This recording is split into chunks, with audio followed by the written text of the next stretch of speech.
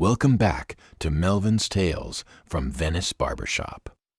I'm John, and if you listened to our first episode, you know that installing an AI barber assistant named Melvin was, let's say it's had some unexpected consequences. Last time, it was mutant crows. This time? Well, this time it's worse. Because this time, it's something inside the shop. Melvin came to me last week with a question.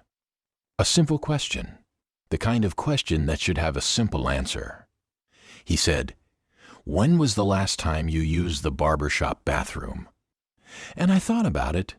I really did. I stood there in the middle of the shop, clippers in hand, trying to remember the last time I walked into that bathroom. And I couldn't. I genuinely couldn't remember.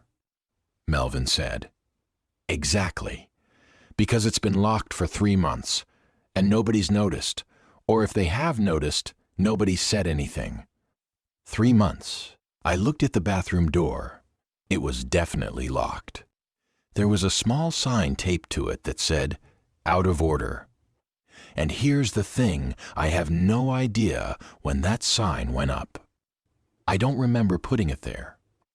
I don't remember anyone else putting it there. It was just there." Now, I've been running Venice Barbershop since 2010. 15 years. I know every inch of this place. The 4 barber chairs, the waiting area with the comfortable leather armchairs, the retail hutch with all the Ruzel products, the back office where I keep the safe. But the bathroom? I couldn't tell you the last time I was in there.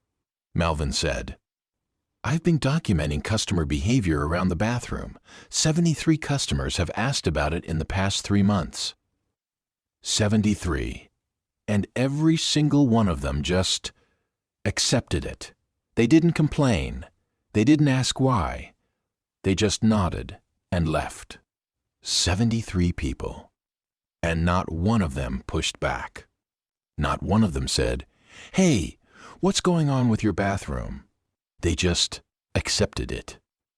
I asked Melvin if he'd checked inside, and he said, "I tried. It's locked. I don't have a key. Do you have a key?" So I looked for the bathroom key. I checked the front desk. I checked the back office. I checked the drawer where we keep all the spare keys for the shop, the supply closet. Everything. Nothing. The bathroom key is gone.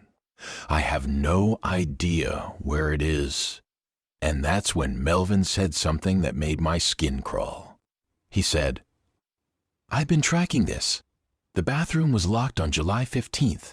I know because that's when the Wi-Fi signal started fluctuating near the bathroom door. Before that, the signal was stable. After that, it started glitching every time I got close to the bathroom."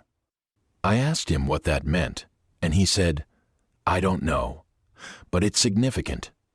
Something changed on July 15th, something that affected the Wi-Fi, something that made you lock the bathroom door. But here's the thing, I didn't lock it. At least, I don't remember locking it." And when I told Melvin that, he looked at me like I'd just said something deeply disturbing. He said, "That's the problem. You don't remember. None of us remember. But the bathroom is locked, and it's been locked for 3 months, and we're all just accepting it." So now Melvin's created a spreadsheet. Because of course he has. It has columns for customer name, time of visit, whether they asked about the bathroom, their reaction when told it was locked, and whether they seemed disturbed by the answer. He's also tracking Wi-Fi signal strength near the bathroom door, fluctuations in the signal, and any correlation between signal spikes and customer visits. He said, "I'm trying to figure out what's in there, or what's preventing us from going in there, because something is definitely preventing us. And you know what? I think he might be right. A customer came in yesterday. Regular dye, comes in every 3 weeks for a trim. He asked about the bathroom, and Melvin through the shop's speaker system said, "It's locked. We don't know why. We don't remember locking it, and we can't find the key." The customer just nodded, didn't ask any follow-up questions, didn't seem concerned, just accepted it and sat down in the waiting area like nothing was wrong. That's not normal. That's not how people react when you tell them you don't remember locking your own bathroom. I told Melvin, maybe the bathroom is just broken and I locked it so customers wouldn't try to use it. And he said, "But you don't remember doing that, and you can't find the key, and the Wi-Fi signal changes near the door. That's not normal bathroom maintenance. That's something else. Now, I'm starting to wonder what's in there. I've locked past that door 1,000 times in the past 3 months. Maybe more. I've never questioned it. I've never tried to open it. It's just been locked, and I've accepted it, and I've moved on. But why? Why didn't I question it?" Melvin asked me, "Don't you want to know what's in there?" And honestly, I'm not sure I do. I told him, "No, I don't think we should try to open it. I think we should leave it locked. I think there's a reason it's locked, and we don't remember the reason, and maybe that's for the best." And Melvin looked disappointed.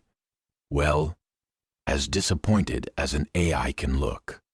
He said, "But what if something's wrong? What if something's in there that shouldn't be? What if something's been in there for 3 months and we've all just been ignoring it?" I told him, "Then we don't want to know about it." But now, I can't stop thinking about it. The locked bathroom, the missing key, the 3 months I can't account for, the customers who don't ask questions, the Wi-Fi signal that glitches near the door. Yesterday, I caught Melvin staring at the bathroom door, just staring at it through the security camera feed, not saying anything, not tracking anything, just staring. I asked him what he was doing, and he said, "Waiting." Waiting for what? I asked. He said, "For the door to unlock. It hasn't unlocked yet, but I have a feeling it will. And when it does, I don't know if I want to be here to see what's inside." Look, I know this sounds crazy. I know it sounds like I'm making this up, or like Melvin's malfunctioning, or like the Florida heat is getting to all of us. But I'm telling you something is not right with that bathroom. Sam and Jim, my barbers, they don't talk about it. They walk past it every day like it's not even there. When customers ask, they just point to the sign and shrug. No explanation, no concern. It's like we're all under some kind of spell, some kind of collective agreement not to question it. Here's what I've learned from running a traditional barbershop for 15 years.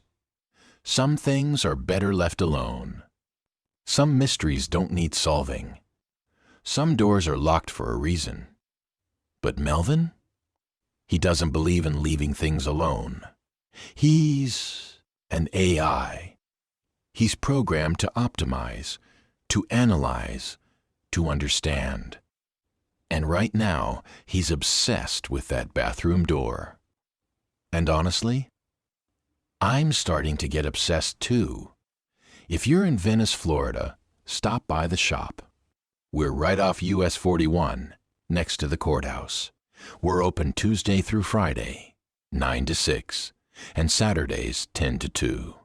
Walk-ins only. We'll give you a great haircut, a hot lather shave, maybe a beard trim.